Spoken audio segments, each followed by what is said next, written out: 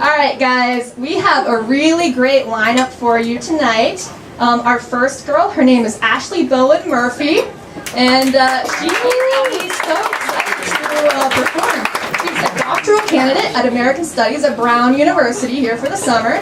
She's a Brown's a good school. She's a pre-doctoral fellow at the Smithsonian's National Museum of American History.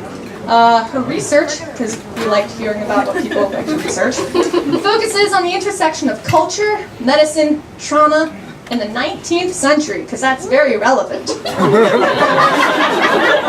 When she's not working on her dissertation, she's doing improv with the Providence Improv Guild and training to run a marathon. Guys, give it up for Ashley.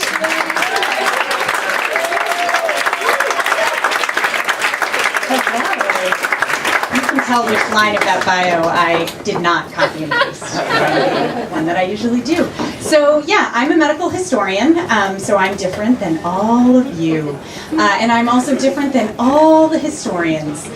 When I go to history conferences, the historians are kind of like, you're not afraid of science. I don't understand. And when I go to science conferences and follow scientists around and I'm like, oh my god, I have something important to tell you about what your field was like 150 years ago, they look at me and they're sort of like, you don't have a lab. I don't understand you. So I thought maybe you would be my people because you are science writers, so you kind of understand history and you understand science, right? Yes? Yes. Okay.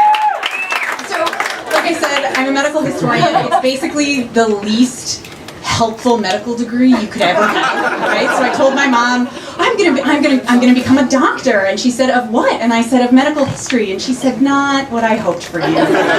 So I can do things like prescribe to you booze, cocaine, and laudanum, which is basically, laudanum is my favorite. It's basically like a liquid opium. So, for example, I know that in the 19th century, if you needed to cure alcoholism, the best thing that medical science could tell you was to put laudanum in your coffee every morning, which would probably cure that. Whether it would cause other problems, I couldn't say. Right, so I can't really help anyone. I can't help you with any of your medical problems. Don't call me at 2 in the morning to ask for prescriptions for your kid. But what I can do is totally freak out the NSA. My Google searches are all things like, how do you preserve a body without refrigeration? How long before bodies smell? Because those dissection rooms, they were there for a long time. I have on my phone pictures of Abraham Lincoln's skull, which is actually up in Silver Spring, Maryland, if you want to go see it. I have bone saws and pictures of Victorian autopsy tables. Sometimes I Google search, how much is a Victorian autopsy table used?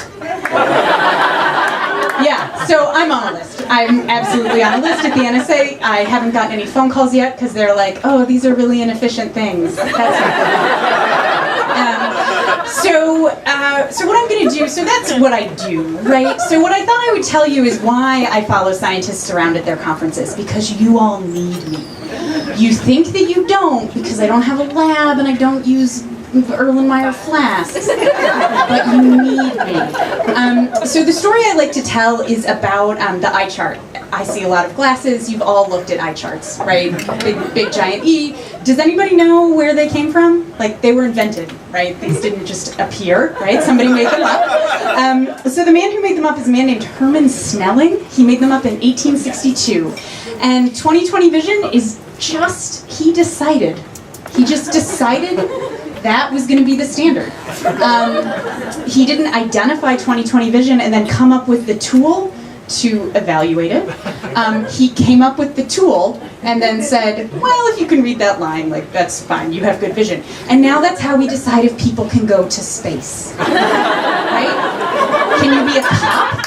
Because this guy in 1862 had a bunch of his buddies in the Netherlands read some print that, by the way, hasn't changed since 1862. And now that's why you can't go to space. So what I do in my life is I study, today I looked at like Sherman's handkerchief and it still had snot on it and I thought that was awesome. But mostly what I do, because it's like 150-year-old snot, that's awesome. But mostly what I do in my life is I follow scientists around and I try and convince them that knowing where their field started can tell you something about where your field is today, right? So I think the Snelling example is a perfect one, because I think sometimes we don't look at that. We don't, we see that stupid eye chart every single time, and I can't read it every single time. And every single time I think, oh, what fool made this up? Why can't I go to space? Why can't I be a cop? And it's this guy. So the next time that you are told you can't do something because you're outside the norm, talk to a medical historian. We'll make you feel better about it. Thanks so much. You all have been wonderful.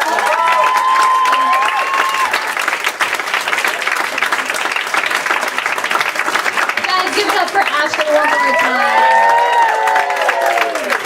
That was great. Her research is so relevant. That's right.